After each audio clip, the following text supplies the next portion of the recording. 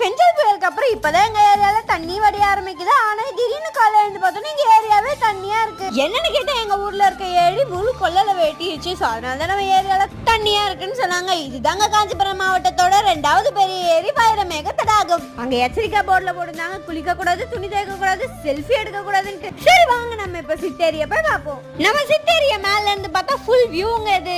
இதுதாங்க கலங்கல்னு சொல்லுவாங்க. அதாவது ஏரியில இருக்க உபரி நீர் வெளியேறுது. இந்த தண்ணி தாங்க எங்க ஏரியா வழியா போயிட்டு மதுரை அந்த ஏரிக்கு போவோம்.